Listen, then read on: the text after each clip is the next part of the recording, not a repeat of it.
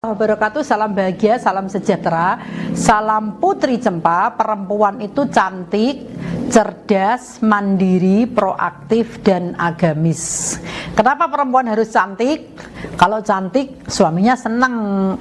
Dan sudah menjadi fitrahnya perempuan, itu harus selalu kelihatan cantik. Proaktif. Kenapa harus proaktif? Karena ketika perempuan ini proaktif demi anaknya, proaktif demi keluarganya, maka berarti kita menjadi manusia yang bermanfaat. Banyak ibu-ibu yang ingin anaknya itu di pesantren, tetapi kadang-kadang lupa untuk melihat bagaimana pesantren yang akan dititipkan demi anak-anaknya. Pesantren yang tidak memanusiakan santri, diantaranya adalah hal makanan. Apakah ada pesantren yang bayar makan tetapi murni bisnis, makanannya nggak enak yang disajikan kepada santri? Ini hanya soal makanan. Jangan sampai kita melihat pesantren itu seperti di lapas. Orang di penjara itu makanannya ya gitu, kadang-kadang tidak terlalu layak, nunggu kiriman dari keluarga. Tapi benar-benar untuk pengabdian masyarakat, supaya anak-anak itu belajar agama, belajar Al-Quran dengan baik. Kiai ini yo marai sodakoh, kiai ini marai beramal, ojo malah duwe pesantren digawe nompang hidup. Kiai, saya badi matur, kenapa sih makannya kok begini-begini? Apakah tidak dalam pantauan Pak Kiai? Karena kita bukan suudzon ya, untuk hidup dengan layak, hidup yang baik, hidup yang penuh tanggung jawab. Pilihkan pesantren yang baik, pesantren yang memadai, Pak Kiai yang tulus, ustadz-ustadz yang...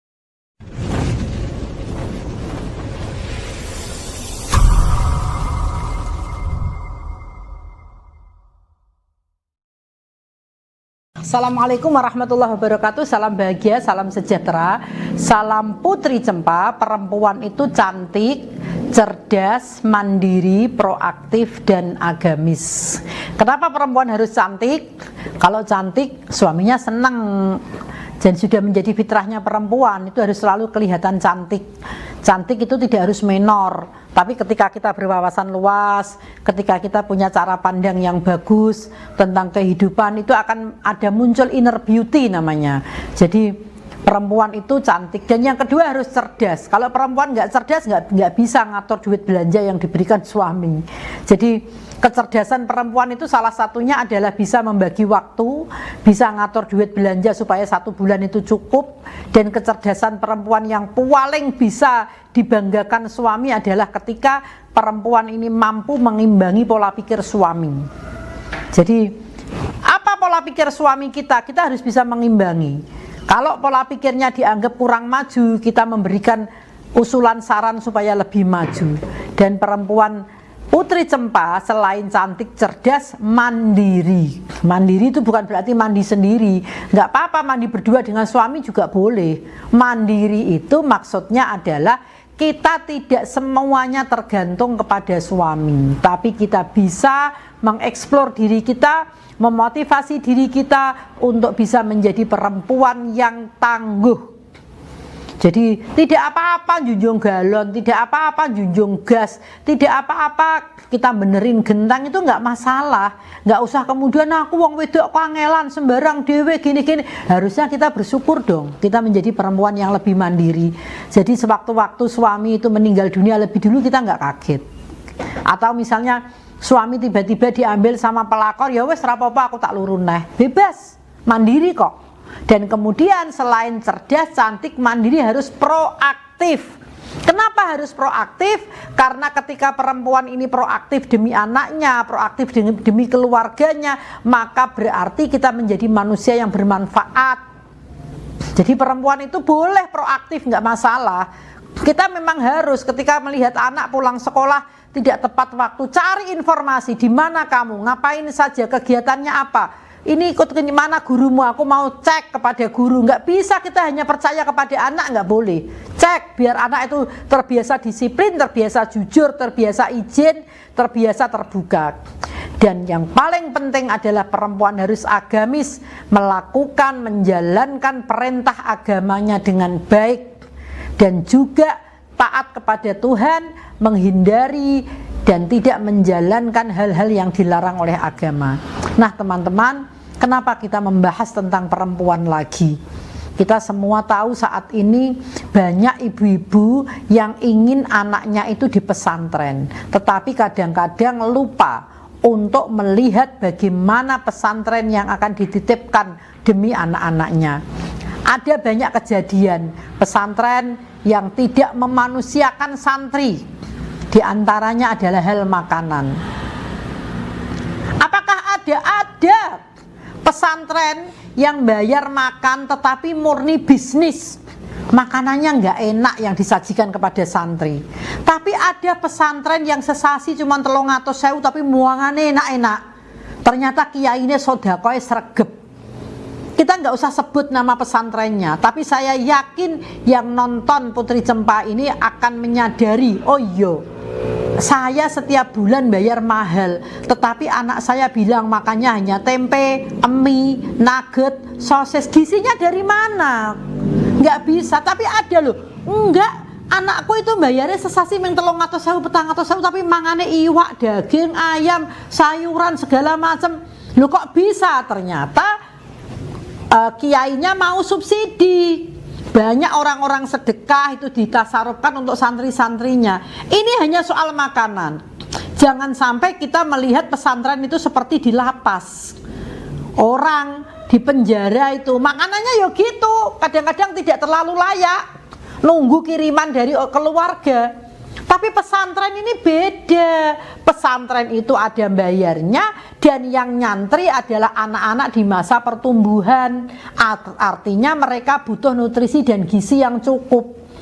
Kalau pengelola atau penyelenggara pesantren tidak paham tentang itu dan tidak peduli tentang itu, bisa kualat kepada ilmunya.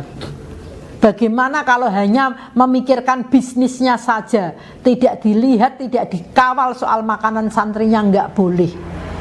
Jadi yang punya pesantren harus benar-benar memperhatikan makanan-makanan santrinya. Kalau perlu, pesantren itu bukan untuk bisnis, tapi benar-benar untuk pengabdian masyarakat, supaya anak-anak itu belajar agama, belajar Al-Quran dengan baik. Kiyaine yo marai sedekah, kiyaine marai beramal, ojo malah duwe pesantren digawe numpang hidup. Kiyaine sugih-sugih, mobile wapi-apik, bangunane megah, pondoke tingkat, tapi mangane santrine tidak ada gizinya. Astagfirullahaladzim. Kenapa fenomena ini terjadi? Ya kayak sudah terjadi niat yang melenceng dari mendirikan pesantren. Pada generasi muda yang punya kesempatan mendirikan pesantren, jangan membuat pesantren sebagai bisnis. Pesantren ini adalah sebuah tempat untuk menuntut ilmu agama. Jadi kita tidak boleh doktrin kepada anak, kowe ku nak pondok padha karo nak penjara. Ancen ora oleh metu-metu, manganem ya ora enak, ra enak kudu doyan, ora kena protes karo kiai. Ini nggak boleh begitu. Kita nggak boleh mendoktrin anak begitu. Nak, kalau makannya nggak enak ngomong sama Pak Kiai, Pak Kiai, makan saya kok begini, minta tolong. Ngomong saja tidak berarti kita berani sama Kiai, enggak. Ngomong yang baik, ngomong yang sopan. Kalau perlu sowan 4 mata, Pak Kiai, saya badhe matur, kenapa sih makannya kok begini-begini, apakah tidak dalam pantauan Pak Kiai? Karena kita bukan suudzon ya. Jangan-jangan Kiai ini sudah menyerahkan urusan makan kepada seseorang, tapi seseorangnya tidak amanah.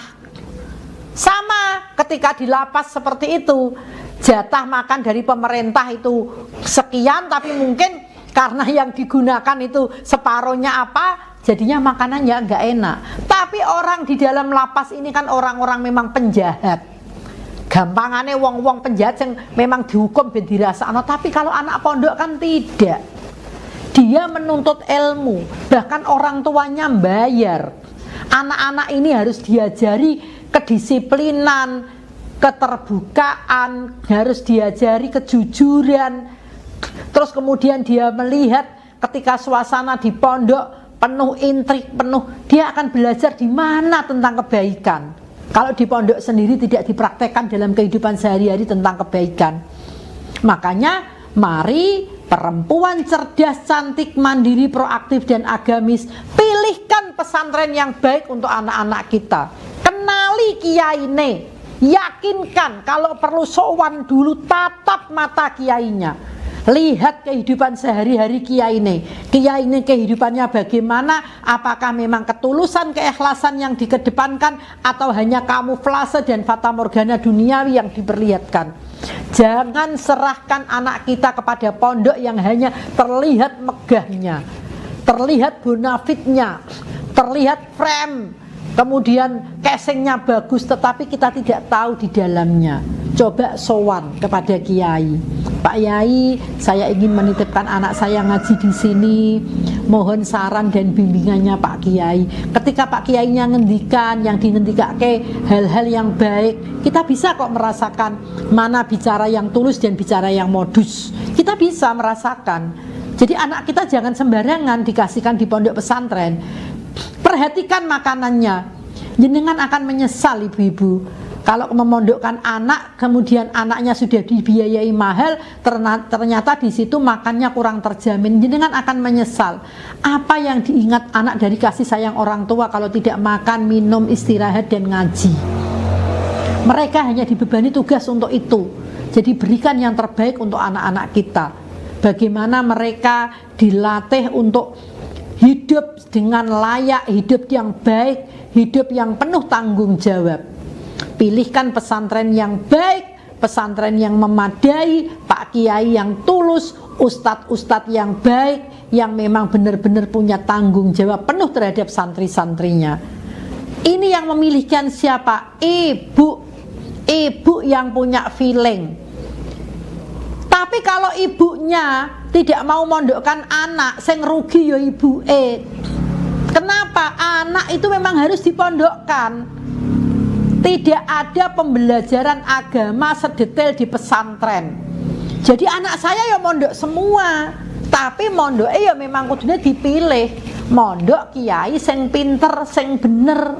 Jangan asal-asalan mondok.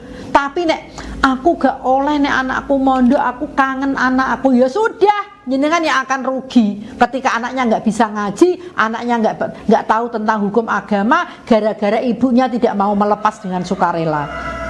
Ibu yang cerdas, cantik, agamis, proaktif adalah ibu yang mempersembahkan pendidikan terbaik untuk anak-anaknya, dirumati, disayangi, diayomi, lahir batinnya semua tercukupi.